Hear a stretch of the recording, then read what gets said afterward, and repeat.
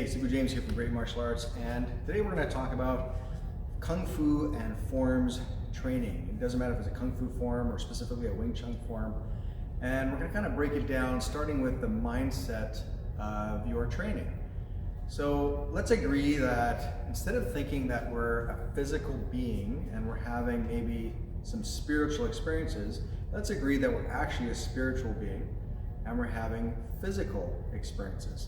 Now, by changing that idea, that belief, your mindset when you're training your Kung Fu completely starts to shift, right? Instead of thinking that you're gonna have a physical experience all the time, and once in a while you're gonna have those moments of clarity, those kind of Zen moments where you're doing your combat and you feel like you were really present, etc. And you're kind of looking and searching for those moments.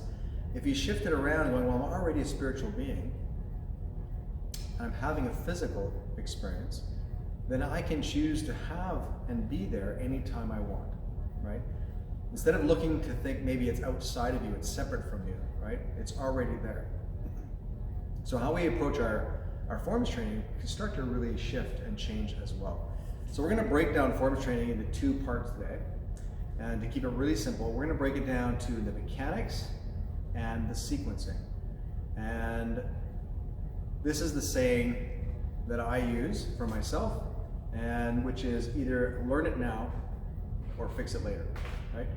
So either I can really learn the mechanics of that form now, or I can be in a hurry and a rush to get the sequencing down. What comes next? What comes next?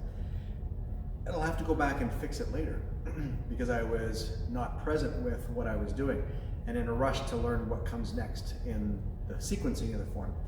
And I think we can also agree that the sequencing is really not important compared to the mechanics of the actual form. The mechanics are actually what's the most important.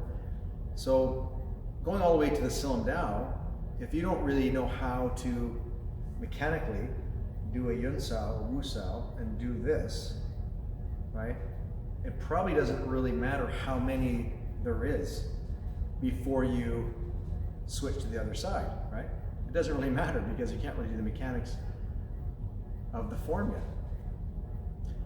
So if we're always in that state where we're thinking, well, what's next? I just want to get to the next part, but I want to know what comes next.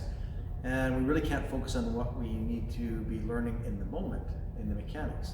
And we want to be happy with where we're at, but we don't want to be satisfied, okay? So let me explain really quickly. If we're always not happy and not satisfied, right, we'll always be in the future. We're always thinking about what comes next. I'm not really happy with what I'm doing right now. I just want to get on to the next thing. And, you know, probably social media and our phones probably is not helping with that idea.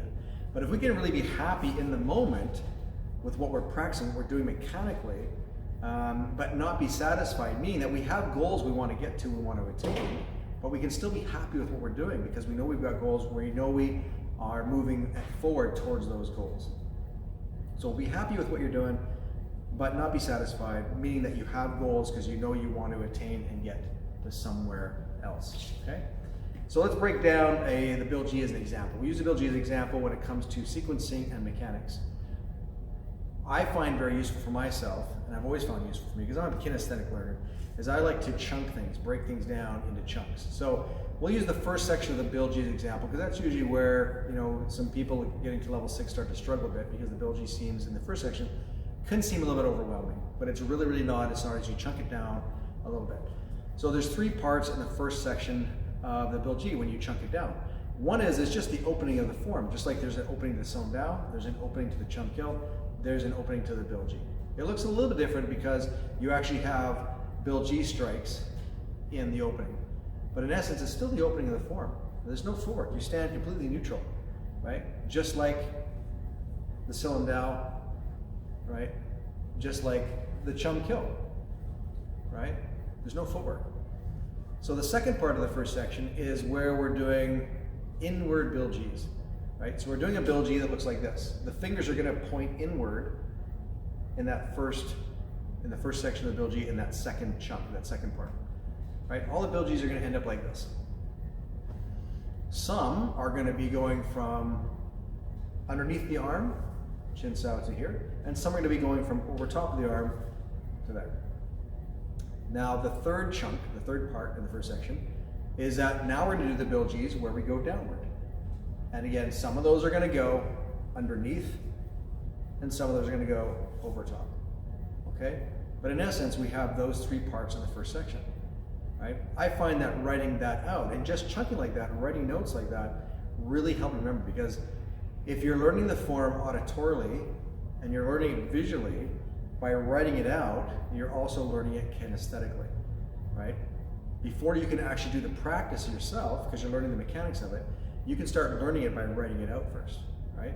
And kind of visualizing as you're writing it out. And that'll speed up your process dramatically, okay? Don't underestimate the power of the pen, okay? Don't type it out, no, write it out. Like, put your hand on an actual pen and write it out. It's way better than that, right? I have notes going back to 1990, books of them. Writing all my lessons out after every class. I'd sit and write notes to that class, because I found that by writing them, I could go back and practice it later. And if I was in the classroom right there, if I had a question, I wasn't sure of something, etc., I could just ask Sifu right there before I left. But yeah, write it out, pen, paper, works great. Okay. All right. So we're going to talk about warming up mechanics. So before you start sequencing, doing the sequencing of the form, right, the order of the form, what comes next, etc., understand this, for those of you who are working on the Bilges, and for those of you who are working on the Bilges down the road, is that in the first section of the Bilges, you already know all the footwork. If you know the Chun kill, you know all the footwork for the first section of the Bilges, right? You already know it. Whoa, check, done, got it, okay? So if you already know all the footwork, then what are you really learning? Well, you're learning the mechanics of the first section of the Bilges, because you already know the footwork, right? And then the sequencing part, which is, you know, what comes after this, which, like I said, isn't really important until you know the mechanics. So my suggestion, if you're at home practicing, is really focus on the mechanics to warm up. So maybe, as an example, you start with just taking your time and making sure, right? Because there's a large, you know, yin cell all over the first section of the form, just like the Chun kill, but even more so, is to make sure that your large yin cell, right, the mechanics of it is still solid. And then going into the mechanics of the Bilges, now you know the first part of the Bilges, all you really do is you're focusing on doing Bilges strikes. Right? A long time ago, when I would first start teaching the Bilges, I would just have a student learn just this. They would just practice this for the first month to 3 months. That's all they would do. Right? And as time went on, people's patience became shorter and shorter, and people, you know, wanted to skip over that and get onto the footwork and the sequencing, etc. So, but those students, like some of them that are, you know, a couple of them are teachers now, you know, they spent a long time just learning how to coordinate and time the actual Bilges strike, the mechanics of it. So my suggestion is just do some Bilges strikes, right? Just warm up and practice your Bilges, the mechanics. Do I have that? I need practice on that, right? And that practice should be separate than the sequencing part of the form. Okay, so next are, well, I can practice the mechanics of the elbow strikes. Making sure I'm doing that. No footwork, no lead forward. Just practicing the elbow strikes. And then you can add in the chin cells, right? You can add in the chin cells. And practicing the mechanics of just doing the chin cells. And then you can add in the Bilges strikes, whether it's a downward or inward one, right? So I'm now adding in the chin cells to the Bilges, right? And you're just practicing the mechanics of it, because all you're really going to do after that is you're just going to add the footwork in, right? And then you're going to add in the sequencing, what comes next, right? But you can isolate the mechanics and just practice the mechanics of it. No different than when you did the Silom Dao. There's no footwork in the Silom Dao, so it makes it even easier, right? But there's still mechanics versus sequencing in the Silom Dao. And then the same thing for the Chun kill. You probably found that when you got to the second section of Chun kill, for those of you who know it, that as soon as you got to the second section and you had to do this, right, into that low palm strike, right, that probably stopped you right there. And instead of you focusing on the sequencing and the footwork, you were like, whoa, wait a minute. How did that go? Right? How do you do that? And you had to really focus on the mechanics of that before you could actually do the footwork and before you could move on to the sequencing. Okay? So like I said, you can either learn it now or you can, you know, fix it later, because we're in a rush to get the sequencing. And then once we have the sequencing down, then we go back and we got to start fixing the mechanics, right? But it makes more sense just to really learn the mechanics well and then worry about the sequencing later, right? Like I said, the Bilges first section, Footwork, same as the Chun Kill second section. Chun Kill second section, Bilges first section, footwork's almost identical. So you already know it if you know that section of the Chun Kill. So you can relax knowing you know that part. And you already know how to do sequencing. You've been doing the Silam Down, the Chun Kill, you've been doing Wooden Dummy, you know how to learn sequencing. What you don't know is the mechanics of the first part of the Bilges or the second part or the third part, etc. Okay? Be present with your form, and you can tell when someone's present with their form. You'll know inside yourself whether you are or not for sure, but you can tell from the outside looking in because you can just watch somebody's intensity level. Right? When you see there's a certain intensity level, you can see that person is definitely present with what they're doing. They're not in the future, right? They're right there in it right now in the present because the intensity level is so high when they're doing their form. And the Bilges is a good example because it's just strike after strike after strike, okay? Okay, so quick review. We are a spiritual being having a physical experience. And so with our Kung Fu, we want to shift from thinking that this is a physical experience, which is really a finite game that we'd be playing. I mean, there's a start, there's a stop, there's a beginning, there's an end, there's a winner, there's a loser, etc.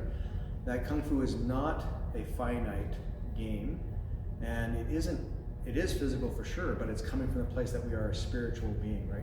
It's spiritual first, and we're having that physical experience. That we are in an infinite game of Kung Fu, not a finite, right? There's no end to it. So whether you're in class or not in class, once you have learned Kung Fu, specifically Wing Chun, once you've learned Wing Chun or Kung Fu, it's yours, right? You take it everywhere you go, right? You embody that. So you can practice anywhere, at any time. And Kung Fu is really about practice because there's no finite game for it, right? We're not doing competitions, especially now. But even before, it's not like you're focusing on competition. So if you're not focused on competition, meaning that there's got to be a winner and there's a loser, and you're playing the finite game of it, sport, competition, then what are you doing it for? Well, you're doing it for yourself. So it really becomes infinite. That means there's no end to it, right? So it's all about the practice of it. And you want to practice from a place of being that spiritual being, not the physical, right? You'll get so much more out of your Kung Fu practice when you change your mindset and the way you're doing it, okay? Number two, a quick review here is that mechanics versus sequencing. You know, learn it now, fix it later. Focus on the mechanics first, worry about the sequencing later. And number three was, we talked about today, which is, you know, write it out. Chunk it down and write it out. And if you're not trying to do it, next time you're in for a lesson, etc., I'd be more than happy, you know, one of us, myself, Sifu Tom, Sifu Jesse, more than happy to take you through a quick little exercise on how to write out whatever that you want to chunk, sequence, etc., right, like the Bilges. Anyway, so I want to thank you for watching. I hope you enjoyed this video. I hope it helped you a little bit with your mindset about form training and to kind of focus on mechanics versus sequencing. And thanks for watching. Check out the next video. Happy training.